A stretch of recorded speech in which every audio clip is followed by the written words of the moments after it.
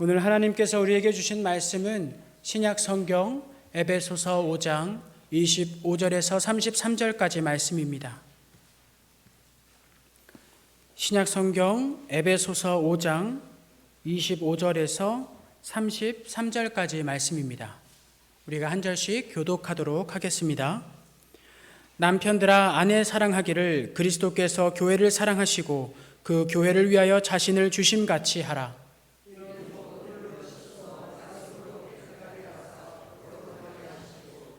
자기 앞에 영광스러운 교회로 세우사 티나 주름 잡힌 것이나 이런 것들이 없이 거룩하고 흠이 없게 하려 하심이라.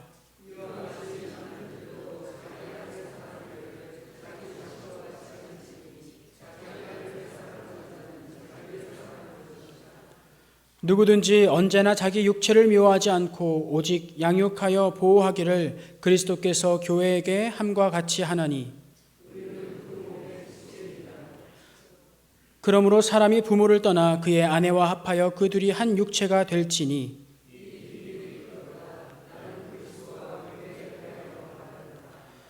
그러나 너희도 각각 자기의 아내 사랑하기를 자신같이 하고 아내도 자기 남편을 존경하라.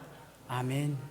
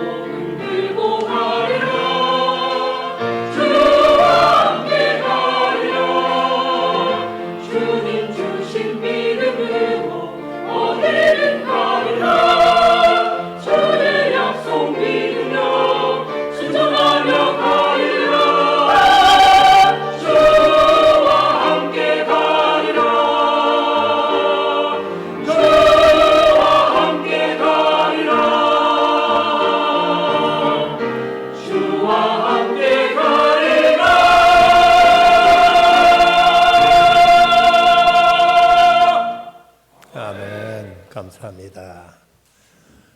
찬양도 참 아름다웠습니다만은 제가 여기서 보니까 찬양하는 모습들처럼 아름다울 수가 없었습니다. 하나님께 보실 때 얼마나 저 모습 기뻐하셨을까 하는 생각이 문득 들었습니다. 4월 셋째 주에 와서 찾아뵙고 함께 예배드리고 오늘 5월 첫째 주에 3주 만에 함께 여러분과 예배드리게 되었습니다. 이런 얘기가 있습니다. 2100년, 서기 2100년, 그러니까 지금부터 약 80년 후에 과학자들이 모여서 이런 이제 의논을 결정을 했다고 합니다. 이제 인간은 모든 걸 다 할 수 있게 되었다. 그러니 더 이상 우리에게 하나님은 필요 없다. 그 중에 대표 하나를 뽑아서 하나님 앞에 가서 말씀드립니다. 하나님, 이제 우리는 그대가 필요 없다고 생각됩니다. 우리는 생명을 인간을 복제할 수도 있고 생명을 창조할 수도 있게 되는데 하나님은 이제 저희가 떨어져서 다른 곳에 혼자 계시도록 하시지요 하고 이렇게 말씀드렸습니다. 하나님 그 말을 진지하게 들으시더니 이렇게 하나님 말씀하십니다. 좋아, 그럼 내가 한 가지 제안을 하지. 우리 한번 사람 만드는 시합을 한번 해보면 어떨까? 뭐 좋습니다.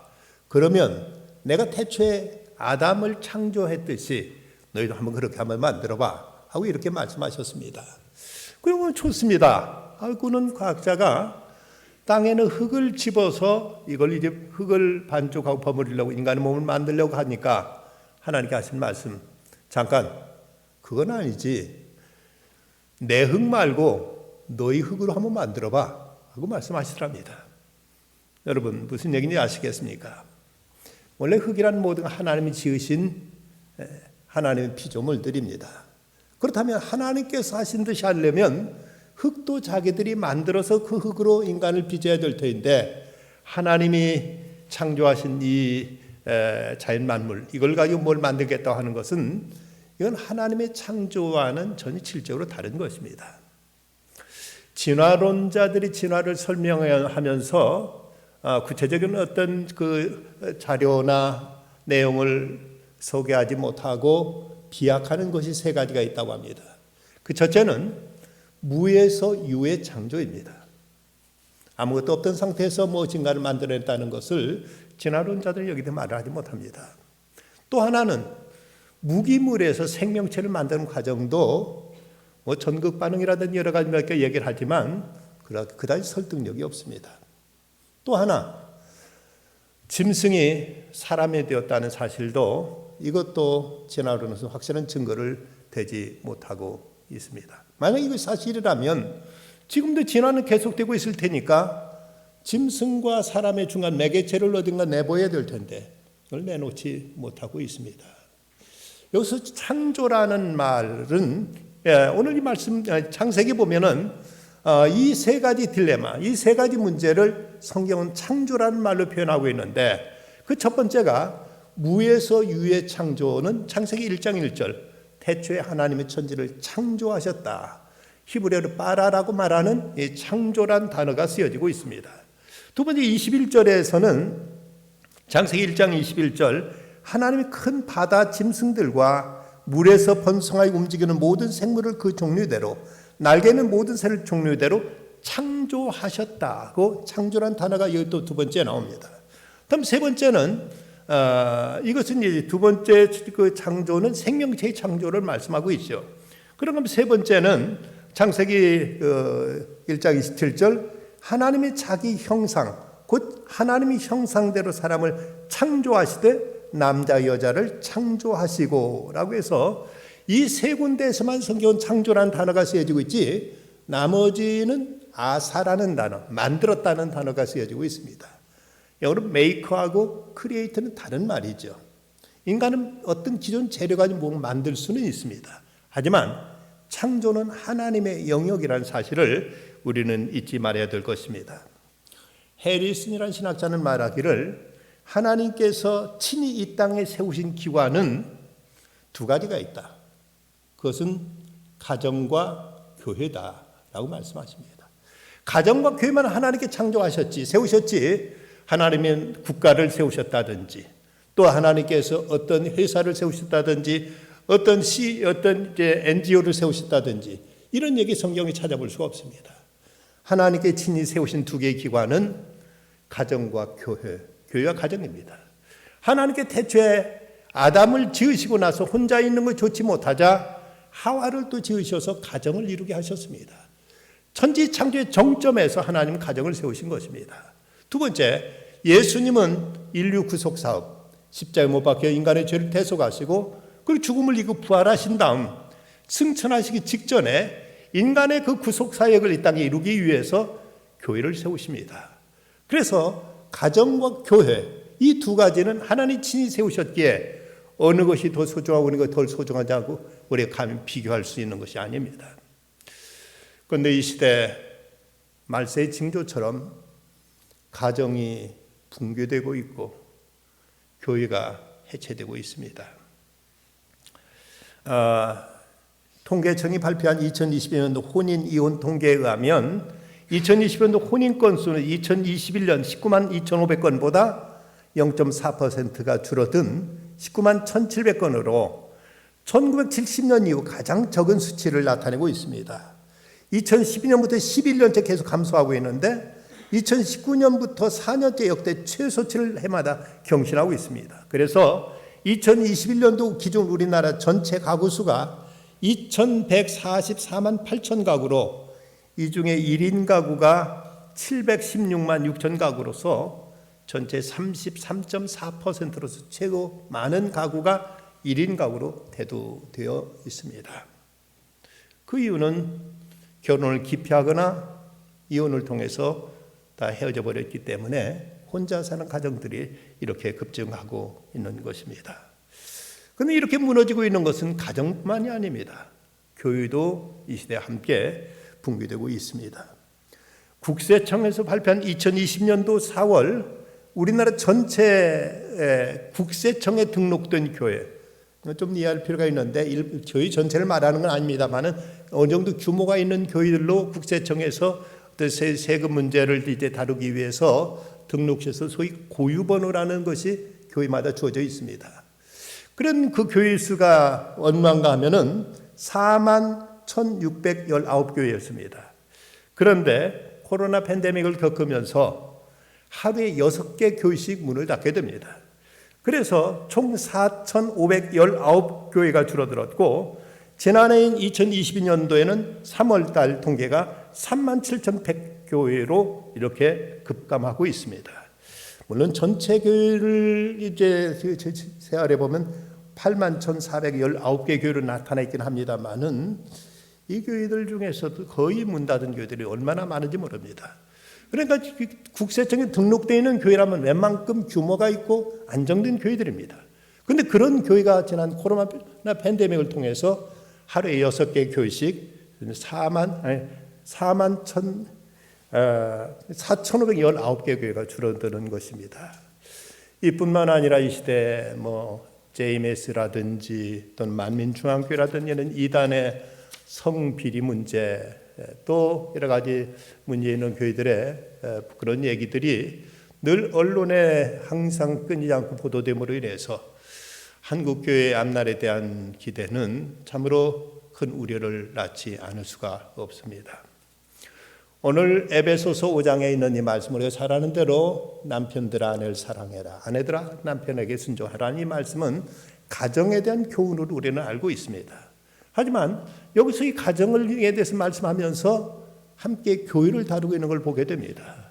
모든 교회는 그리스도의 지체로서 이제 그리스도께서 자신을 중심으로 이 땅 교회가 세워졌고, 그리고 교회들은 그리스도께 순종하라고 이렇게 말씀하면서, 그럼 특별히 31절 32절 보면, 그러므로 사람이 부모를 떠나 그 아내와 합하여 그 둘이 한 육체가 될지니 이 비밀이 크도다. 나는 그리스도와 교회에 대해서 말하노라 해서 부부 결합을 이루어지는 이 가정을 말하면서 그리스도와 교회에 대해서 말하노라고 말씀하고 있는 걸 보면 교회와 가정을 함께 다루고 있고, 어떤 면에서는 교회와 가정은 같은 성격을 가지고 있다는 것을 여기서 시사하고 있습니다.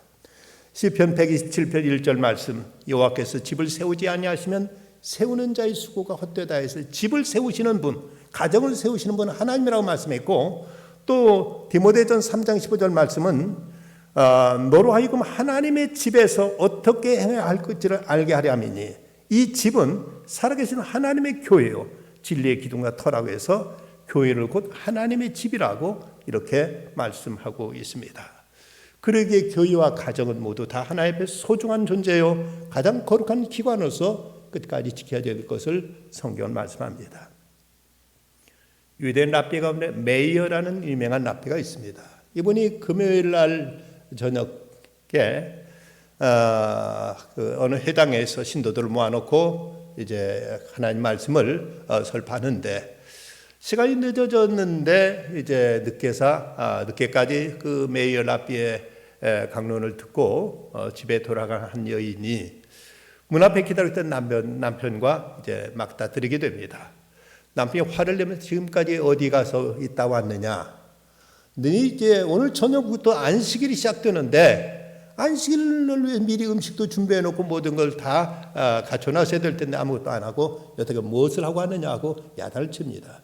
그러자 그 부인이 저 회당에 가서 랍비의 말씀을 듣느라고 늦었다고 이렇게 얘기하니까 남편이 화를 벌컥 내면서 너 당장 가서 그 랍비 얼굴에 침을 뱉고 오기 전에는 집에 들여보내지 않겠다면서 아내를 쫓아보냅니다. 아내가 그만 남편한테 쫓겨나서 친구 집에 가서 머물게 됩니다.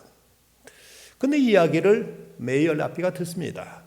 메이어 랍비가 그 여인을 회당을 불러다가 내 눈이 지금 아픈데 당신 침을 내 눈에다 뱉어서 당신 침으로 내 눈을 좀 닦아달라. 그러면 내 눈이 나을 것이다. 고 이렇게 부탁을 합니다. 그저 이 여인이 침으로 눈을 닦으면 눈이 낫는다는 얘기에 침을 뱉어서 그 랍비의 눈을 깨끗이 닦아 주었습니다. 그 이야기를 듣고 그 랍비의 제자들이 항의를 합니다. 왜 덕망이 있는 랍비께서 저는 여자로 하여금 얼굴에 침을 다 뱉게 하십니까? 라고 이렇게 항의하자 이때 랍비가 대답한 말은 가정의 평화를 되찾기 위해서는 어떤 일이라도 해야 된다 하면서 제가 비록 그 회당에 거룩한 존경하는 랍비지만 그러나 가정을 지키기 위해서는 어떤 일도 할 수 있음을 이렇게 몸으로 실제로 보여줬다고 합니다. 그러기에 우리는 이 가정과 교회는 끝까지 가장 소중하게 지켜야 될 대상임을 잊지 말아야 되겠습니다. 그럼 이렇게 무너져가는 이 시대에 가정과 교회를 지킬 수 있는 방안은 과연 무엇일까? 오늘 말씀을 통해 몇 가지를 찾아보면 먼저는 가정과 교회는 그 거룩함을 유지해야 된다고 말씀합니다. 오늘 말씀 26절 27절 이는 곧 물로 씻어 말씀으로 깨끗하게 하사 거룩하게 하시고 자기의 편 영광스러운 교회로 세우사 티나 주름 잡힌 것이나 이런 것들이 없이 거룩하고 흠이 없게 하려 하심이라고 말씀합니다. 여기 거룩이란 말, 이 말은 특별히 구별한다는 이런 뜻을 가지고 있습니다. 이 건물을 성전이라고 우리가 부르죠. 하나님께 예배 드리기 위해서 구별된 건물을 성전이라고 부릅니다. 오늘 같은 주일을 가르쳐 성일이라고 우리는 말합니다. 하나님께 예배하는 날, 주님 앞에 나와 주님을 찬양하고 주 앞에 경배드리는 날로 일주일 중 하루를 구별했기에 성일이라고 하는 것입니다. 여러분들을 가르쳐서 성도라고 부릅니다. 하나님께 택한 백성이요 하나님의 백성으로 구별되었기에 성도라고 이렇게 불려지는 것입니다. 우리는 이제 교회도 가정도 하나님 앞에 구별된 거룩한 기관임을 우리는 잊지 말아야 될 것입니다. 그런데 이 시대 교회는 과연 어떤 모습을 이제 나타내고 있는가? 리처드 하버슨이라는 선교학자는 이런 말을 합니다. 처음 예루살렘에서 시작된 그 첫 번의 그 교회는 마치 불덩어리처럼 세상을 변화시키는 놀라운 그런 힘이 있었다. 그런데 그 교회가 그리스로 가더니 하나의 철학이 되고 말았다. 교회가 로마로 가더니 하나의 제도가 되었다. 교회가 유럽으로 가더니 교회는 하나의 문화가 되어버렸다. 그리고 교회가 미국으로 건너가더니 미국의 하나의 교회가 기업이 되어버리고 말았다고 이렇게 탄식하고 있습니다. 예루살렘 교회 그 처음의 교회의 그 거룩한 모습들을 많이 상실하고 세속화되고 세상과 타협하거나 세속에 오염되어 있는 이 교회의 현실을 이렇게 지적하고 있는 것입니다. 한국 갤럽이 지난 20년 동안 한국인들의 종교의식을 조사한 적이 있었습니다. 특별히 개신교인들에게 이 땅에 살아가면 가장 중요한 것이 무엇이냐고 물었는데 여기에 대해서 개신교인들의 대답 가운데 보면 건강이 29.1%, 돈, 경제력이 18.3%, 믿음과 신뢰는 14.4%이고 신앙은 4.5% 지나지 않았습니다. 이 두 가지를 동시에 택해서 선택해 보라고 했더니 건강이 50.1%, 가정생활이 31.4%, 돈이 29.8%, 마음의 평안이 22.4% 순서이고 종교는 16%로 이렇게 사람들의 관심이 적었습니다. 교인 다닌다고 하는 개신교 크리스찬들의 대상으로 한 조사의 내용입니다. 여러분, 옛날 우리 어머니들은 그 어렵고 찌든 살림 속에서도 꼬깃꼬깃한 그 지폐를 인두로 다려서 정성껏 하나님께 드렸습니다. 액수가 문제가 아니라 저들은 하나님께 드리는 것에 대한 거룩함이 있었고 경건함이 있었고 온갖 정성이 있었던 것입니다. 오늘날 물질의 풍요 속에 살고 있다고는 우리들은 과연 하나님 앞에 무엇을 드리며 어떤 자세로 주님을 섬기고 있는지. 레너드 레이븐힐이라는 학자는 이런 말을 합니다. 오늘날의 비극은 교회가 거룩함이 아니라 행복을 추구하는 데 있다. 교회가 거룩함이 아니라 행복을 추구하는 데 교회의 비극이 있다고 이렇게 말합니다. 교회와 가정은 분명 세상과는 구별되어야 됩니다. 하나님께 이스라엘 백성들을 애굽에서 해방시키시고 저들을 이제 광야로 이끌어내셨을 때 저들에게 주셨던 말씀 가운데 레위기 19장 2절과 3절 유명한 말씀입니다. 내가 거룩하니 너희도 거룩하라고 말씀하십니다. 그러면서 너희 각 사람은 부모를 경외하고 나의 안식일을 지키라. 나는 너희 하나님 여호와니라 하고 이렇게 말씀하셨습니다. 하나님께 이스라엘 백성들에게 요구하셨던 것은 내가 거룩하니 너희도 거룩하라. 근데 거룩할 수 있는 구체적인 그 방안이 뭔가? 가정의 부모를 경외하고 그리고 안식일을 거룩히 지키라는 말씀이었습니다.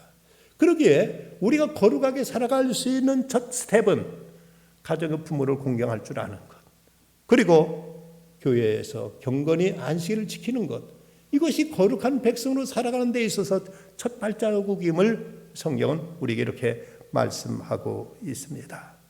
과연 우리에게 가정이 이렇게 거룩하고 우리의 교회 생활이 과연 이렇게 경건한지.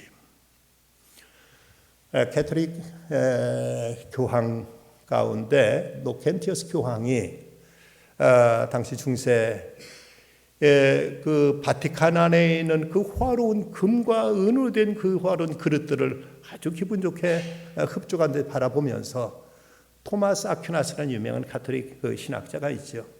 이분 성자로 불려질 만큼 경건한 분입니다. 근데 이 토마스 아퀴나스에게 아주 자랑스럽게 이런 말을 합니다. 이제 우리 교회는 베드로 사도께서 말씀하신 내게 은과 금은 없거니와라는 말을 하지 않아도 좋게 되었어 하고 아주 흡족하게 자랑스럽게 말합니다.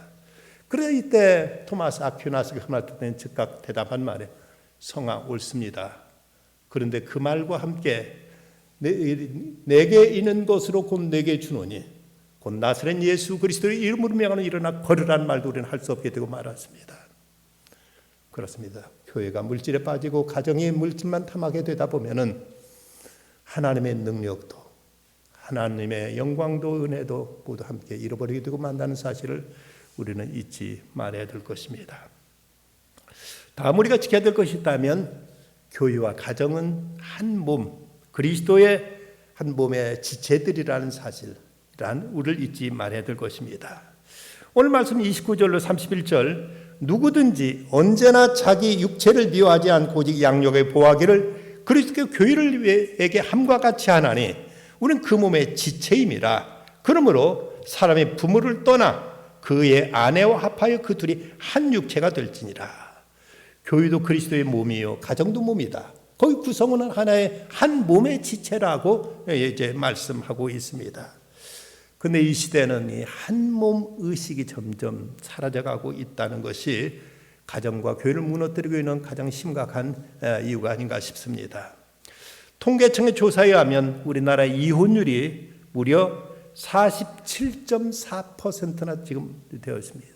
이야기는 두 가정이 결혼하면 그중에 거의 한 가정은 이혼한다는 이런 얘기로 지금 통계가 증명하고 있습니다. 그래서 요즘 결혼이라는 이 단어를 가지고 만든 이행시에 어떤 얘기가 있는가 하면 결국, 혼자 되고 마는 것이라는 이런 자조적인 서글픈 이런 이행시까지도 다 생겨나고 말았습니다. 이 시대에 많은 사람들이 우울증에 사로잡히고 고독으로 인해서 사람들은 힘들어하고 있는 이유가 있다면 무엇일까? 이태리 속담에 보면 고독은 심지어 낙원에서조차 견딜 수 없다는 말이 있습니다. 모든 것 고대광실 그 대단한 집에서 이제 산의 진미 다 먹으며 화려한 명품 백을 들고 화려한 이제 명품 옷을 입고 달지라도 혼자로서는 결코 사람은 만족할 수 없고 행복할 수가 없습니다. 여러분, 인간이라는 말의 인자 자체가, 사람의 인자 자체가 두 개의 기둥이 서로 받쳐주고 있는 모습입니다. 하나의 혼자로서 우뚝 서 있는 모습이 사람이 아니라 두 개의 막대기 기둥이 서로 받쳐주고 있고, 그리고 인간이라는 말도 생각해 보면 사람의 인자에다 사이간자, 혼자로서 인간이 아닙니다. 사람과 사람 사이를 교제와 관계를 이루어갈 때 사람은 인간이 될 수 있는 것이지, 나 혼자 똑똑하다고 독불장으로 산다면 결코 인간이라는 존재가 될 수 없음을 우리는 알아야 되겠습니다. 이런 개인주의가 우리 신앙생활 안에도 침투해가지고 성도의 교제가 식어지고 교회에 대한 어떤 헌신도 책임감도 점점 이제 증발해버리는 이런 사막화되는 이런 시대를 우리는 살아가고 있습니다.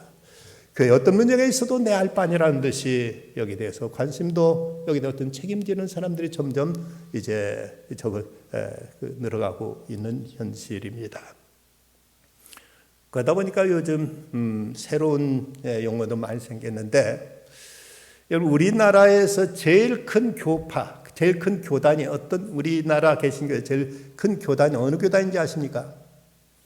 우리 교회가 속한 대한예수장로회 통합체 그동안 제일 크다고 했습니다.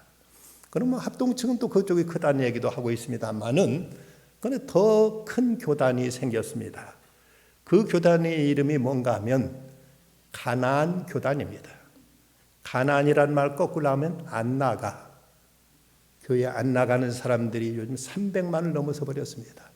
스스로 자칭 크리스찬이라고 자부하고 있고, 뭐 그 중에는 교회에서, 아니 집에서 온라인 예배를 드린다고 하는 사람도 물론 있을 것입니다.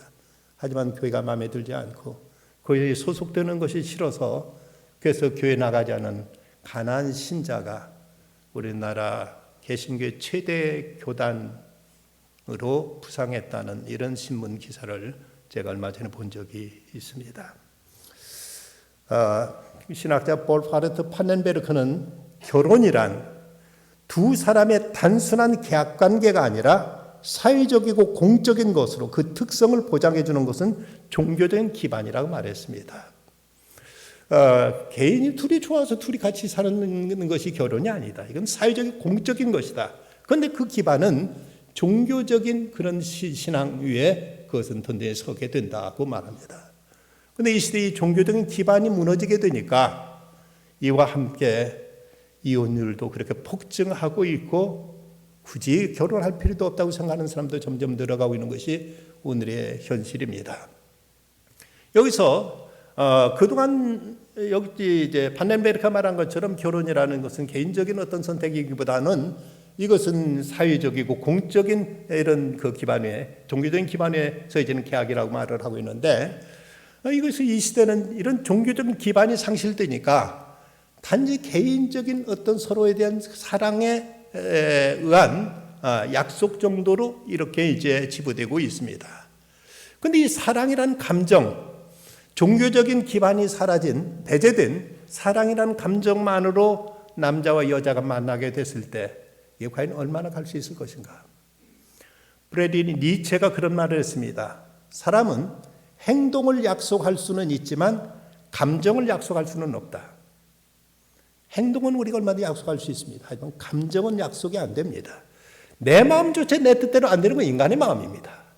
과학적으로 이제 그 증명된 바에 의하면 사람이 남자와 여자 만나서 그렇게 서로 죽고 못 살겠다고 그렇게 마음이 뜨거워졌지만 이런 감정은 18개월, 1년 6개월 정도 외에 더 이상 유효하지 않다고 합니다. 그 다음부터는 서로에 대한 어떤 이제 책임감이 됐든지 자식 낳고 살다 보니까 이제 그냥 생활에 익숙해 사는 거지 사랑이라는 감정은 오래가지 않는다고 얘기합니다. 그런데 이런 종교적인 기반을 잃어버리게 되니까 남자 여자 서로 사랑하기 때문에 사랑해서 만난다고 하지만 그 사랑이라는 감정이 결코 약속될 수 있는 것이 못 됩니다. 1년 6개월이 지나버리면 그 감정은 벌써 다 사그리 사라져버리고 말았기 때문입니다. 그렇다면 우리가 이 한 몸이라는 것, 이건 무엇을 의미할까? 영어로 가족을 family라고 이렇게 얘기하죠. 가족을 family라고 하는데 이 family라는 말에 어떤 이는 재미있게 이렇게 풀어서 설명한 사람도 있습니다.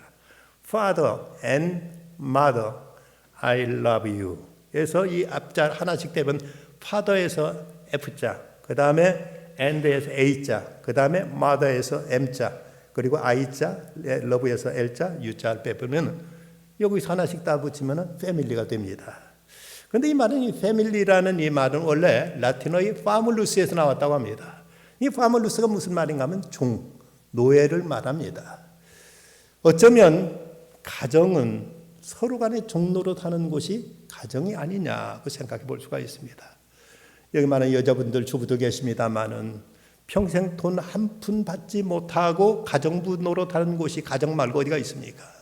남자들은 머슴처럼 평생 가서 직장에 가서 온갖 고생하면서 돈 벌다 가족 부양하면서 그러면서 뭐 별로 그랬다고 잘했다는 얘기도 못 들으면서 이렇게 머슴처럼 일하는 곳이 가정 말고는 과연 어디가 있겠습니까?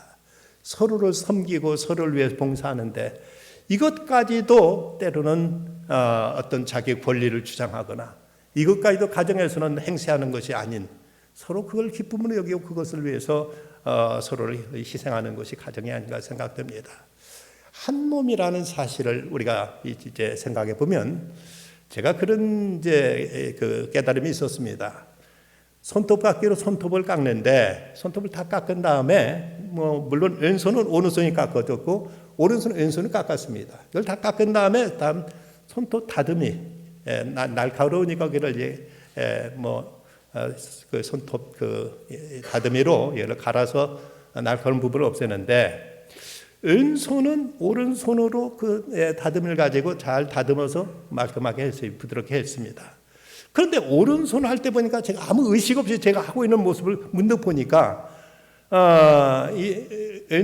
그 오른손 할 때 보니까 다 손톱을 깎고 나서 다듬는데 왼손으로 다듬이를 쥐고 있고 오른손이 지가 이렇게 움직이고 있는 것입니다. 지가 움직이면서 손톱을 이제 다듬고 있는 것을 보았습니다. 문득 제가 그 모습을 보면서 야 이거 봐라. 왼손을 할 때는 분명 오른손에 다 다듬어 줬는데 오른손을 다듬을 때는 왼손 그냥 다듬으면 붙들고 오른손에 자기가 돌리면서 움직이면서 이걸 다듬는 모습을 보면서 아 이것이 한 몸이겠다 하는 생각이 들었습니다. 이것이 내 몸이 아니라면 오른손이 아마 항의하겠죠. 너 뭐해? 난 네 거 다 다듬어 주는 너는 지금 왜 안 다듬어 주고 너는 그냥 가만히 붙들고만 있는 거야. 이제 여기서는 오른손과 왼손이 서로 다툴 법도 한 상황인데 전혀 불만이 없습니다.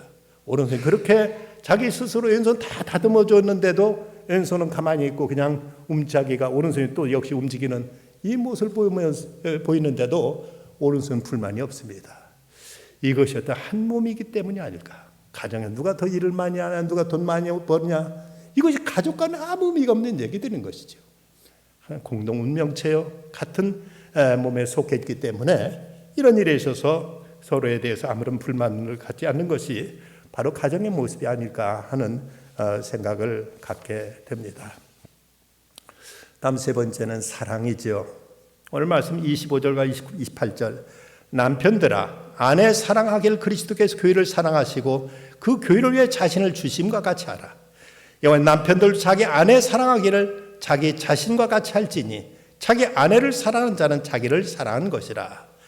그리스도께서 교회를 사랑하시고 교회를 위해서 자신을 주심과 같이 가족도 또 성도들도 서로를 위해서 자신을 내어주고 그리고 서로를 사랑할 것을 말씀하고 있습니다. 지난 1세기 중엽 로마 사회는 로마가 세계 많은 나라를 침략해가지고 그곳에서 전쟁 포로들을 끌어다가 노예로 삼는 바람에 로마의 그 시민들은 굳이 노동을 하지 않고 매일 먹고 마시고 놀고 하면서 방탕하게 생활을 했다고 합니다. 그러다 보니까 자기 부도덕한 일이 성행하게 됐고 그러면서 가정이 많이 이제 붕괴되었다는 것은 알려진 사실입니다. 그런데 그 당시 사람들 사이 어떤 말이 다 나돌았는가 하면 이혼하기 위해서 결혼하고 재혼하기 위해서 이혼한다는 말이 로마 사회에서 유행어처럼 이렇게 가정이 문란하고 가정이 파괴되는 일들이 아주 허다했습니다. 이런 현실을 바라보는 당시 로마의 철학자인 세네카는 연설할 때마다 로마의 애국자들이여 가정으로 돌아가십시오. 그리고 가정을 지키십시오. 로마의 애국자들이여 가정으로 돌아가 가정을 지키십시오라고 이렇게 역설했다고 합니다.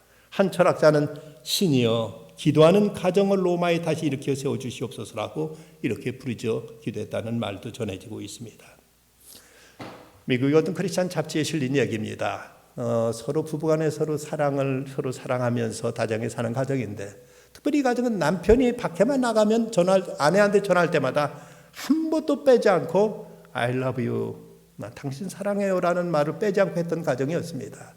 이 남편이 외국에 출장을 갔는데 출장 갔다 이제 그 공항에서 아내한테 전화를 하는데 그 당시만 해도 아직 핸드폰이 없던 때였는지 국제 공중전화, 동전을 집어넣고 하는 국제 공중전화 전화하면서 아내한테 얘기를 하다가 근데 이제 아내한테 I love you라고 얘기를 해야 되는데 동전이 다 떨어져 가더랍니다. 그래서 급히 I 하고 I자만 했는데 동전이 똑 떨어지면서 이제 전화가 끊어져 버리고 말았습니다. 이때 그 남자가 주님 아내에게 I love you를 말 못했어요. 주님이 전해주세요 라고 그렇게 말하고 수화기를 내려놨습니다. 네, 아내가 집에서 전화를 받았는데 남편이 I라고만 하고 전화가 뚝 끊었는데 근데 조금 있다가 전화가 홀려옵니다. 그래서 아마도 남편이 동전을 구해서 다시 전화를 이었는가 보다 했는데 아내가 아니라 여자 목소리였습니다. 알고 보니까 국제 전화의 교환수가 이 가정에 전화를 해주면서 이렇게 말하더랍니다. 방금 전화한 댁의 남편이 동전이 떨어진 전화에 주님 I love you를 전해주세요 해서 대신 전해드립니다. 저도 그리스도인이거든요 라고 이 여자 교환수가 이렇게 전해주더라는 것입니다. 이 부부는 나중에 그 이야기를 서로 나누면서 주님은 자기 부부간의 사소한 이런 사랑의 고백까지도 이렇게 표현해주고 도와주시는 분이라는 사실을 가지고 그렇게 감사하고 기뻐했다고 합니다. 마귀의 유일한 목적이 있다면 이 땅에 하나님의 나라를 무너뜨리는 것일 것입니다. 그래서 마귀는 교회를 박해하고 성도들을 때로는 잡아 가두고 때리고 죽이고 많은 이제 외부적인 박해를 가했습니다. 그랬더니 이 성도들이 더 뜨겁게 기도하고 더 하나님께 매달리고 더 간절히 하나님을 구하면서 성도들이 신앙이 더 뜨거워지고 교회가 더 부흥되는 겁니다. 이래서 안 되겠다 해서 이제는 외부적인 박해가 아니라 내부적인 어떤 부패와 분열로 몰았습니다. 성도 간에 서로 시기하게 만들고 서로 이제 죄짓고 서로 다투고 싸우고 갈라지게 이렇게 만들었습니다. 이 때문에 이런 마귀의 방법이 주요해서 오늘날 교회가 세상에서 많은 욕을 먹고 있고 비난과 돌팔매질을 당하고 만이름 소금처럼 이렇게 돼버리고 말았는지도 모르겠습니다. 그런데 우리가 생각할 것은 그럼에도 불구하고 하나님은 이 땅의 인류를 구원하시는 일을 위해서 교회 외에 어떤 다른 대안을 세우신 적이 없다는 사실입니다. 교회가 많이 부족하고 많이 아쉬운 것이 사실이지만 교회 말고 다른 하나님께 대체 세력을 이 땅에 세우지 않으셨습니다. 여전히 하나님은 이 교회를 통해 세상을 구원하기를 원하신다면 우리가 볼 때 교회에 대해 많은 실망스러운 부분도 있고 교회에 대해 안타까운 부분도 많지만 우리 또한 이 교회를 아끼고 사랑하면서 이 교회를 지킬 때 교회를 통해 우리 가정이 거룩해지고 가정을 통해 우리 교회가 더욱 든든해지게 되는 이런 결과를 우리는 이끌어낼 수 있게 될 것입니다. 교회나 가정의 잘못에 대해서 우리는 겸손히 회개하고 자성해야 되겠지만, 그렇다고 세상의 비난에 대해서 우리가 너무 지나치게 주눅들거나 여기에서 위축되어서는 안 될 것입니다. 선교학자 노만 그룹은 말하기를 세상은 언제든지 교회에 대해서는 박수치지 않는다. 교회가 꼭 나쁜 일만 있었던 것이 아님에도 불구하고 교회가 하는 많은 선행에 대해서 결국 세상은 박수치지는 않습니다.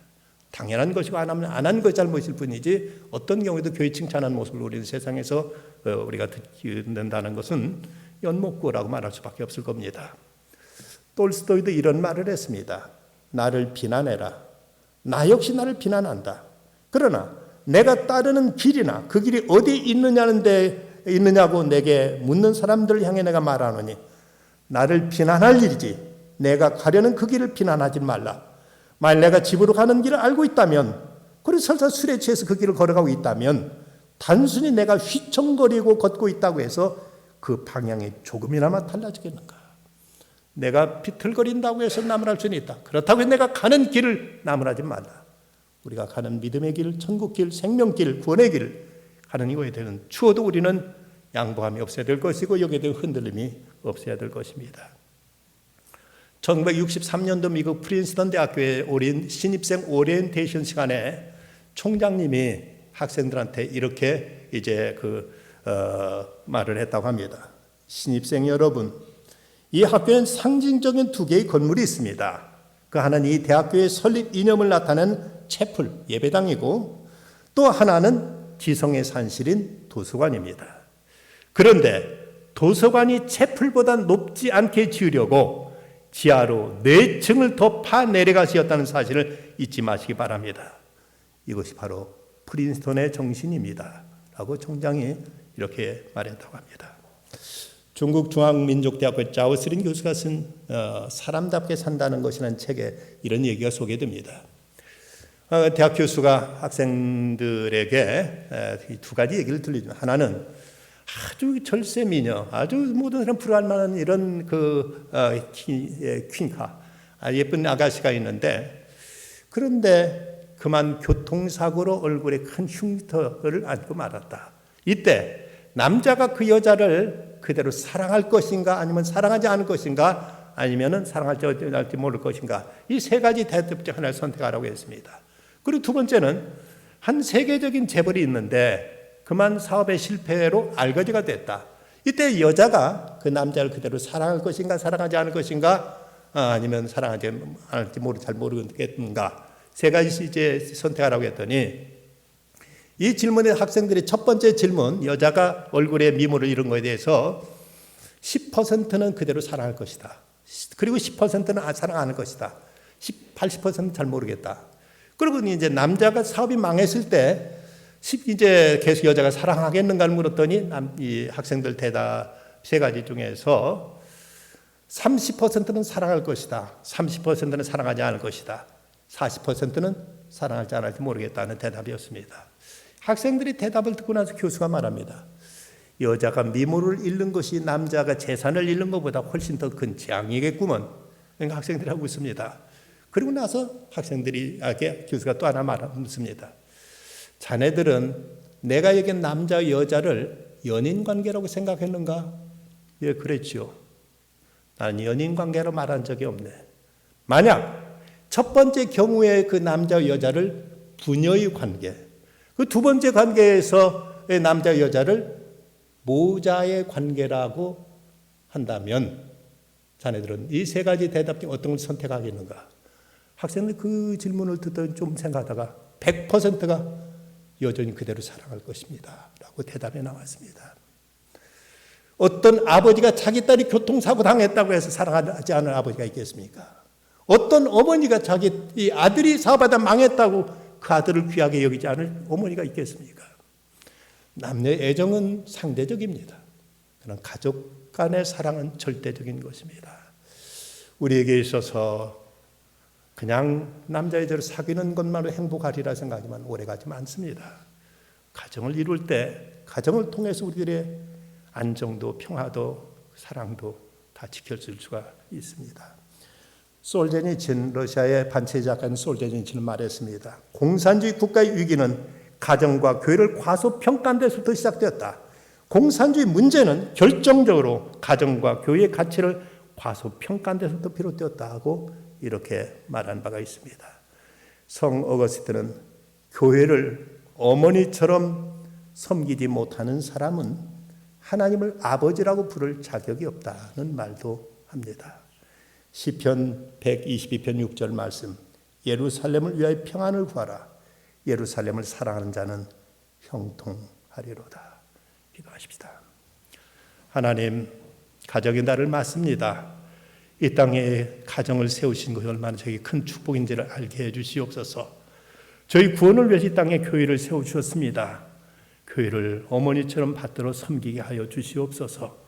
그래 세상을 살려낼 수 있는 저희가 되게 하시고 이 땅에 주께서 베푸시는 그 평화를 누릴 수 있게 해주시옵소서. 서초 신동교회가 이렇게 건강한 교회, 복된 교회로 든든히 서게 하시고 성도들의 가정이 모두 다 아름답게 하여 주시옵소서. 예수님의 이름으로 기도드리옵나이다. 아멘.